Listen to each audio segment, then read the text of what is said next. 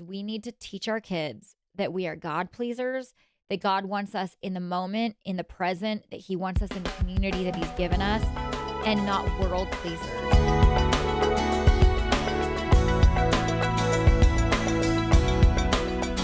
Let's talk about homeschool moms, because we're talking to homeschool moms. Yes. And the effect that this can have on homeschool moms. We are going to tie this up, like I said, with a pretty bow and really bring you some hope with all of this. But I want to, for just a few minutes, I want to focus on how this affects us as homeschool moms specifically, because this really does play into our day-to-day role as teacher, mom, doctor, chauffeur, all the things. Right.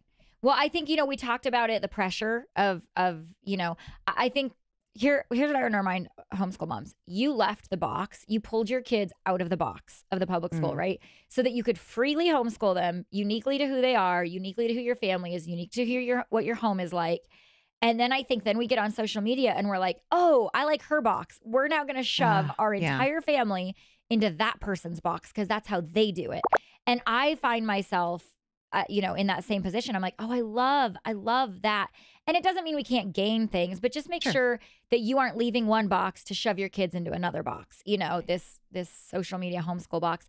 I think also one thing it does, because we're home all day, we have, we have the opportunity to be on social media all day. And I think it really is a distraction. I find myself, this is what I was finding myself doing during a math lesson. And that's like, oh my word, it's so painful sometimes when they're just working on that one problem. And I'm like, I'm going to be sitting here for like 10 minutes while they're doing that one math problem.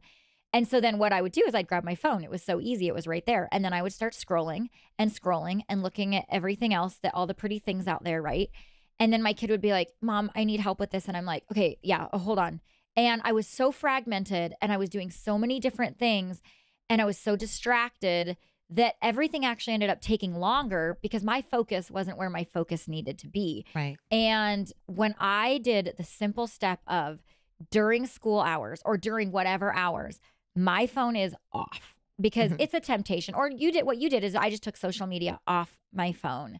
And then it was unbelievable how much more present I was. And I didn't think I wasn't being present. I mean, I was still sitting right there with them, Yeah. But for some reason, guess what? I had left my home culture and I had entered into this other dimension of reality, this other culture, this vortex with all these other people that I'm now communicating with or watching.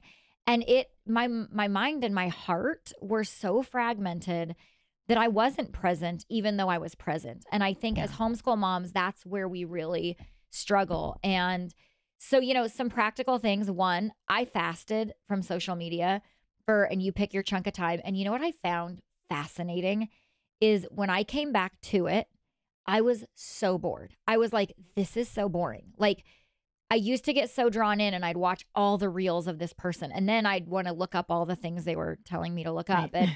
And when I fasted from it and I came back to it, I'm like, this is so boring and tedious. And I couldn't spend more than 30 seconds on it. But then guess what?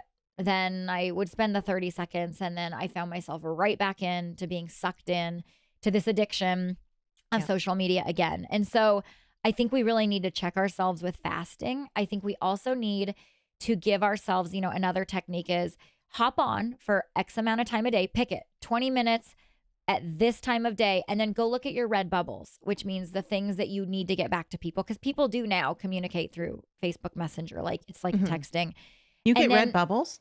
Yeah, the red bubbles that say, you have a message. you have a message from this person. I don't think I get red bubbles for that. People don't have to set my phone or notifications to get red bubbles where they say, "Hey, someone messaged you." What kind of phone do you have? I don't know, the red bubble phone. But Continue the thing on. that says this person, or you have 3 messages. Check those things and then turn it off. But then it takes self-control. Don't see that shiny thing, that person that's trying to lure you into their world because they are getting paid to do it. Right. And then shut your phone off and put it away. Because I think the biggest thing is we need to teach our kids that we are God pleasers, that God wants us in the moment, in the present, that he wants us in the community that he's given us, and not world pleasers and not in this fake life that feeds us these fake things. And if our kids see us, I mean, homeschool moms are notorious of you don't get social media. You don't get a phone till you're 80, you know? But then they see us on it all the time. And we just have to remember the message that we're sending our kids. Homeschool Insights is sponsored by CTC Math. If you're looking for a great online math program, visit ctcmath.com and try it for free. For more great homeschool inspiration and resources, listen to the Schoolhouse Rocked podcast every Monday, Wednesday, and Thursday.